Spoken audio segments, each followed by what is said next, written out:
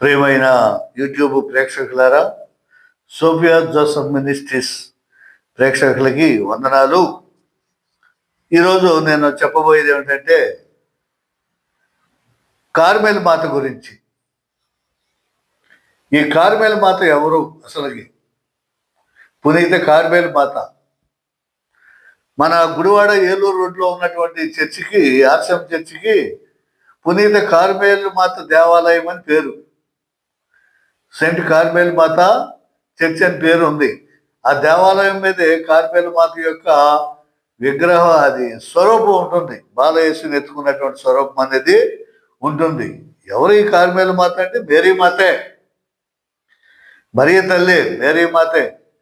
మరి ఆ పేరు ఎందుకు వచ్చింది అనేది కొద్దిగా మన విచారణ గురించి మనం తెలుసుకోవటం ఎంతైనా మంచిది. మనం ఆ విచారణలో ఉంటున్నాం కాబట్టి, ప్రార్థనలకు వెళ్తున్నాం కాబట్టి దాని యొక్క చరిత్ర కొంచెం తెలుసుకోవటం అనేది మంచిది. ఎందుకు ఆ పేరు పెట్టారు, అసలు ఈ కార్మెల్ మాత ఎవరు అనేది తెలుసుకోవటం ఎంతైనా మంచిది. ప్రియ పాఠకులారా, ఈ కార్మెల్ మాత మన గుడివాడ అమెరికన్ హాస్పిటల్ వద్ద గల ఆర్సెం చర్చికి పెట్టిన పేరు. దీనిని కార్మెల్ మాత చర్చి లేకపోతే కార్మెల్ మాత దేవాలయం అని కూడా పిలుస్తూ ఉంటాం. ఏమిటాయా ఈ కార్మెల్ మాత అంటే, మరి పాత నిబంధనలో చూసినట్లయితే మనం ప్రవక్త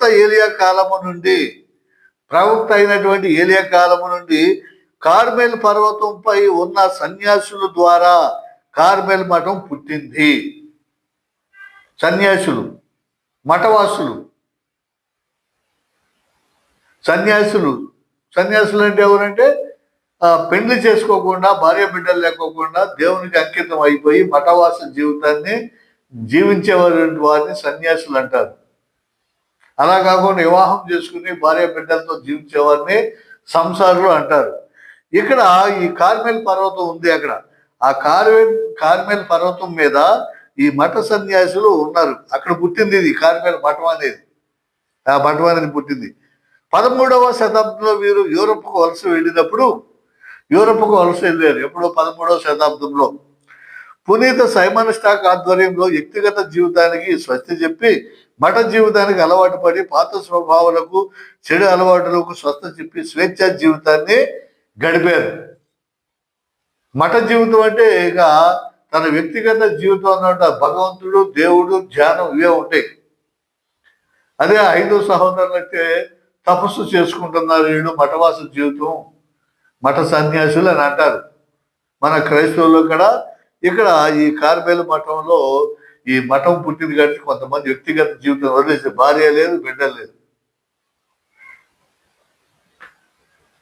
అక్కడికి వెళ్ళిపోతారన్న వ్యక్తిగత జీవితానికి, తన సొంత జీవితానికి. వ్యక్తిగత జీవితం ఏంటంటే తన శరీర సుఖానుభవాలు, త్రాగటం, తినటం, ఒళ్ళు పెంచుకోవటం, కోరికలు తెచ్చుకోవటం, సినిమాలు చూడటం, షికారులు చేయటం, ఇదంతా వ్యక్తిగత జీవితం. అదంతా ఈ లోక జీవితం. దేవునికి సాన్నిధ్యంలో చేరే జీవితం ఏంటంటే మఠ జీవితం. భగవంతుని ధ్యానించుకోవాలి, భగవంతుని ఐక్యంలో చేర్చుకోవాలి. ఆయన ఆత్మ మన ఆత్మతో కలవాలి, మన ఆత్మ ఆయన ఆత్మతో కలవాలి. ఆత్మశక్తిని పెంపొందించుకోవాలి, పరిశుద్ధాత్మ దేవుడిని మనం ఆహ్వానించుకోవాలి. అది మఠ జీవితం. పాత స్వభావాలకు, చెడు అలవాట్లకు స్వస్తి చెప్పి స్వేచ్ఛ జీవితాన్ని గడిపారు. 16వ శతాబ్దంలో వచ్చిన మార్పు వలన కొంతమంది జగద్గురువులు 4వ యూజెస్ నిబంధనలను పాటించి కాల్స్ డే కార్మెలైట్స్ గా పిలువబడ్డారు.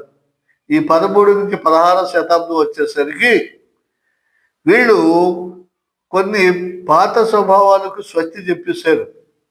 స్వస్తి చెప్పేసి ఈ కొన్ని నిబంధనలు పాటించడం మొదలుపెట్టారు. వీళ్ళకి కొన్ని నిబంధనలు ఉంటాయి.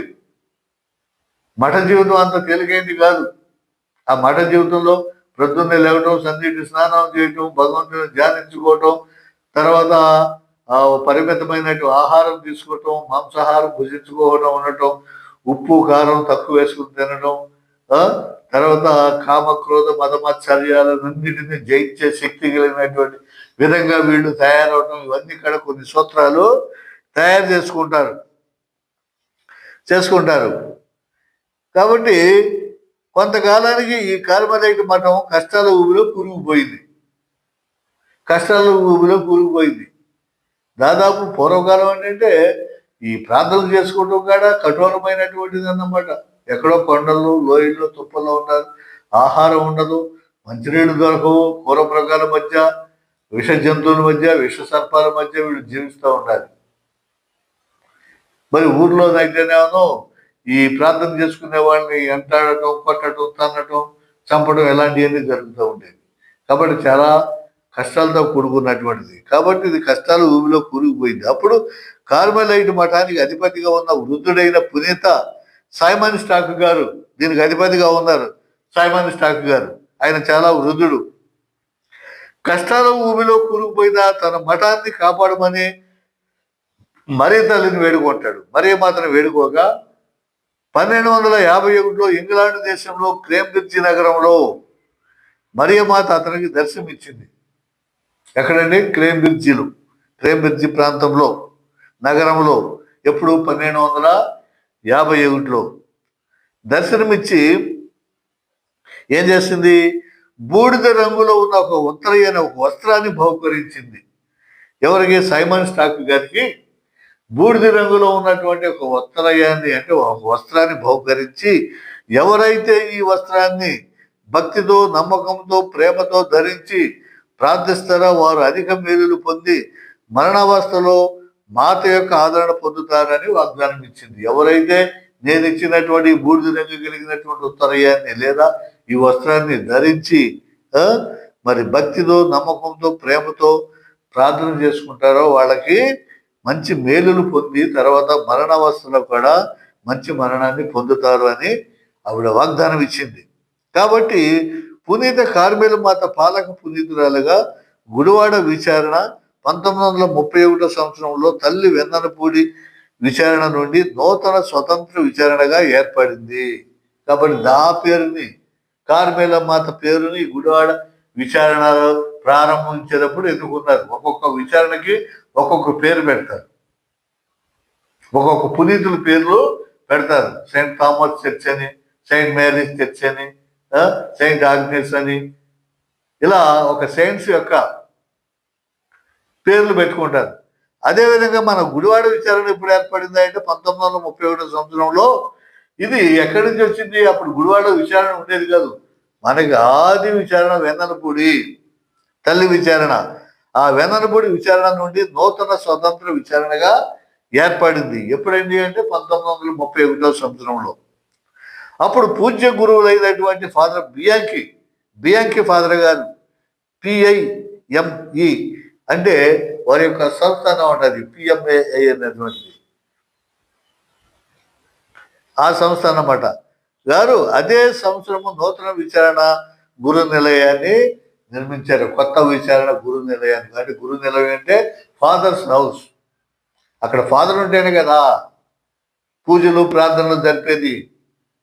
ఆ తర్వాత చర్చి కడతారు, నిదానంగా చర్చి కడతారు, నిర్మించారు. 1934 సంవత్సరంలో పూజ్య గురువులైన ఫాదర్ మరియాని గారు స్థానిక క్రైస్తవులకు జ్ఞానస్థానం ఇచ్చి వారిని నూతన క్రైస్తవ సంఘంగా ఏర్పాటు చేశారు. ఎవరైనా ఫాదర్ మరియాని గారు 1934 సంవత్సరంలో అక్కడ ఉన్నటువంటి స్థానికులందరినీ కూడా పిలిచి పోగు చేసి వాళ్ళకి ప్రార్థనలు, జపాలు ఇవన్నీ కూడా నేర్పి పూజను ఏర్పాటు చేసి వారికి జ్ఞానస్థానము అంటే బాప్తిస్మం ఇచ్చి ఒక సంఘాన్ని ఏర్పాటు చేశారు. అది 1948లో స్థానిక విచారణలో తిరుహృదయ వైద్యశాల అనగా sacred heart hospital, American hospital అంటారు, నిర్మించి ఆగస్టు 15 ప్రారంభించారు. ఈ 1948లో ఏం జరిగిందంటే ఒక హాస్పిటల్ కానీ కట్టించారు ప్రక్కనే. ఆ హాస్పిటల్ పేరు ఏంటంటే సాక్రెడ్ హార్ట్ హాస్పిటల్.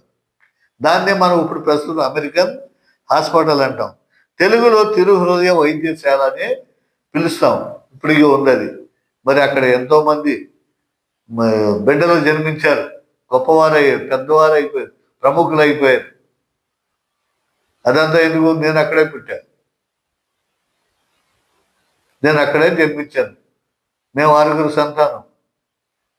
ఈ 5 సంతానం అమెరికన్ హాస్పిటల్లో జన్మించారు. ఒక ఆఖరి మరి అమ్మాయి మాత్రం, మా చెల్లి మాత్రం ఇంటికాడ జన్మించింది. కాబట్టి అలా ఎంతో మంది మహామహులకి అక్కడ వైద్య సేవలు అందించబడుతూ ఉండేవి. ఆ రోజుల్లో మరి అదొక్కటే పెద్ద హాస్పిటల్, అమెరికన్ హాస్పిటలే మరి గుడివాడలో ఉండేది. మిగతా ఎందుకంటే లేవు. ఇప్పుడు చాలా హాస్పిటల్ వచ్చేసాయి. 15 ప్రారంభించారు. 1974 సంవత్సరంలో ఫాదర్ ఫ్రాన్సిస్ సేల్స్ గారు తిరిగి నూతన విచారణ దేవాలయాన్ని మళ్ళీ పునర్నిర్మించారు. నూతన కొత్త దేవాలయాన్ని ఎవరు? ఫ్రాన్సిస్ సేల్ గారు కట్టించారు. 1988లో ఫాదర్ మాథ్యూ తోపెల్ గారు నూతన విచారణ దేవాలయాన్ని నిర్మించారు. ఫాదర్ మాథ్యూ తోపెల్ గారు ఎప్పుడు? 1988లో. గురు హౌస్ అన్నమాట, ఫాదర్స్ హౌస్ని మరి విచారణని నిర్మించారు ఆయన. అదే కాదు, గుడ్మన్ పేట విచారణ కూడా ఆయనే కట్టించాడు. ఆ గుడిని, బేతవాల్లో చర్చిని కూడా ఆయనే కట్టించాడు. చాలా చాలా సేవ చేశాడు ఆయన. ఫాదర్ మరియాని గారు గుడివాడ విచారణ గురువులుగా ఉన్న కాలంలో 1935లో ప్రస్తుతం ఏలూరు మేత్రాసనంలోని భీమవరం ప్రాంతంలో కొంత స్థలాన్ని కొనుగోలు చేసి అక్కడ నూతన విచారణను 1934లో ఏర్పాటు చేశారు. 1935 జనవరి 15న ఫాదర్ అర్లాటి గారు విచారణ గురువులుగా నియమితులైనారు. మన గుడివాడ విచారణ నుండి చాలా విచారణలు ఏర్పాటైనాయి. ఈ విచారణ నుంచి, తల్లి విచారణ వెన్నరపూడి నుంచి మంద ఏర్పాటైతే, మన విచారణ నుంచి భైరవపట్నం విచారణ స్వతంత్రంగా ఏర్పడింది. అంతేకాకుండా కలిదిండి విచారణ, కైకులూరు విచారణ, ముదినేపల్లి విచారణ, గుడ్లవెల్లేరు విచారణ, గుడ్మన్పేట విచారణ, మరి ఈ గుడివాడ విచారణ ప్రోద్బలంతోనే ఏర్పాటైందని చెప్పడానికి ఎంతో మనం గర్వించదగినటువంటి వారంగా ఉన్నాము. ఎంతో మంది క్రైస్తవులను ఆకర్షించి ఎందరైనా ఆధ్యాత్మికంగా తీర్చిదిద్దుతున్నాయి. అదంతా ఎందుకు, ఈ మధ్యన గుడివాడ నుండి ఈ మధ్య వెంట్రపడ విచారణ కూడా నూతనంగా ఏర్పాటైంది. కాబట్టి ఇన్ని విచారణలకు కేంద్ర బిందువు అయింది మన గుడివాడ విచారణ.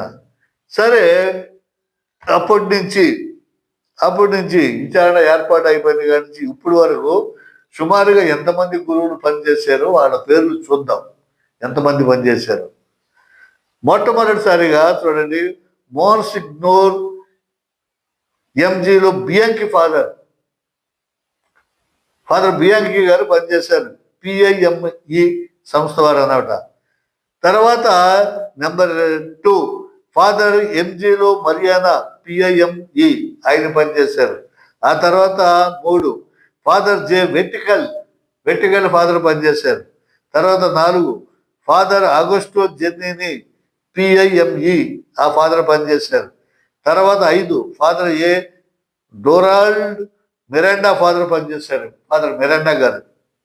6 ఫాదర్ మన్నాల జకరియాస్ గారు పనిచేశారు.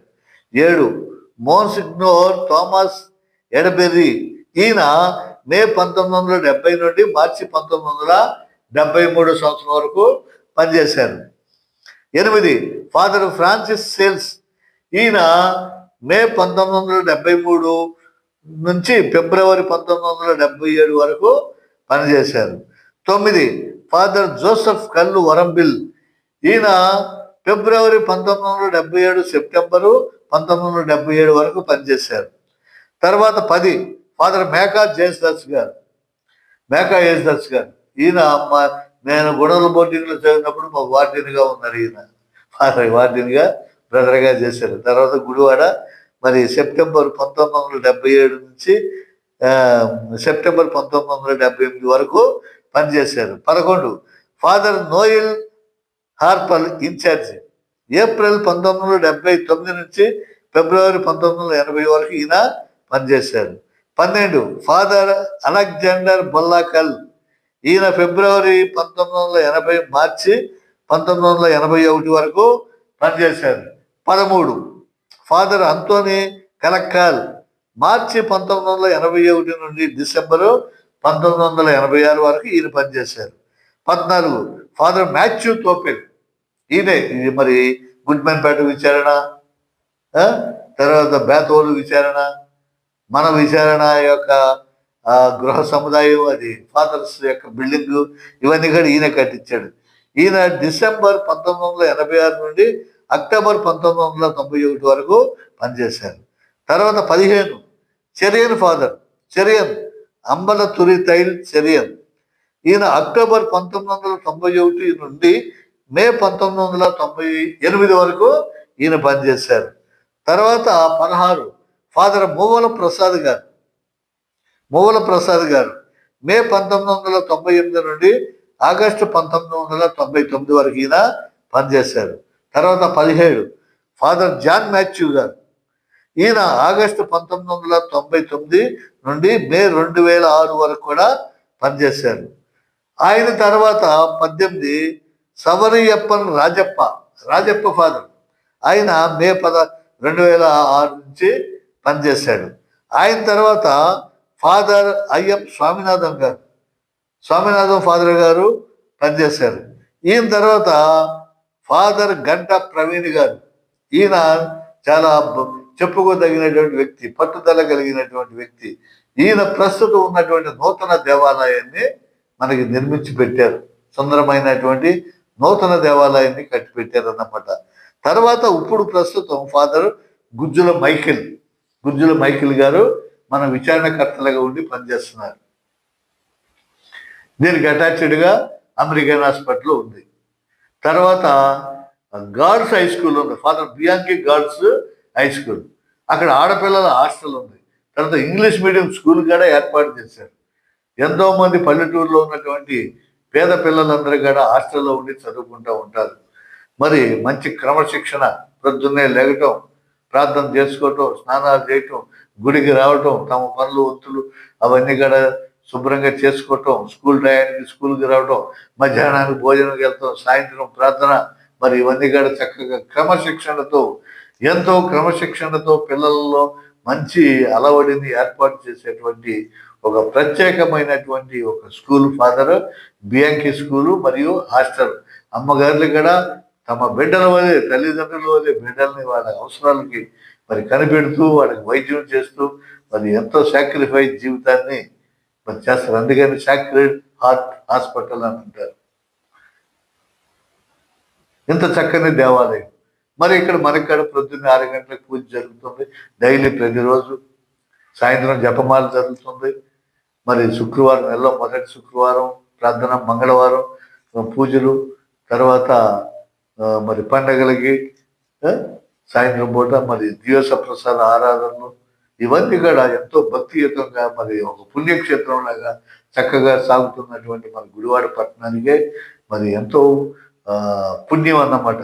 ఎంతో మంది కోసం, గుడివాడ పట్టణ వాసులందరి కొరకు ఎల్లప్పుడూ ప్రార్థనలు ప్రార్థనలు ప్రార్థనలు, అందరి క్షేమం కొరకు ప్రార్థన చేస్తూనే ఉంటారు, పూజలు అర్పిస్తూనే ఉంటారు, దీవబలి పూజలు చేస్తూనే ఉంటారు. మరి వీరి కింద మరి దాదాపు 13 నుంచి 26 సంఘాల వరకు పల్లెటూరులో ఉన్నాయి. మరి ఉపదేశాలు ఉన్నారు, క్యాటకిస్టులు అంటారు వాళ్ళు కూడా భక్తియుతంగా క్రమశిక్షణ పాటిస్తూ వెళ్ళి వస్తూ ఉంటారు, ప్రార్థన చేస్తూ ఉంటారు. పెళ్ళిళ్ళకి, శుభకార్యాలకి, అశుభకార్యాలకి, ఎవరన్నా చనిపోయినా మరి అక్కడికి వెళ్తాం, ప్రార్థన చేయటం, ఇవన్నీ కూడా ఈ దేవునికి అంకితమైనటువంటి సేవగా, ఒక పుణ్య జీవితంగా, ధన్య జీవితంగా. జీతాలకి డబ్బులే ఉండవు, వీళ్ళకి ఏం ఆశించరు, ఏమి చేయరు, ఫ్రీగా అన్నమాట. ఫ్రీ సర్వీస్ చేస్తూ ఉంటారు, ఇస్తారు ఛార్జీలకి.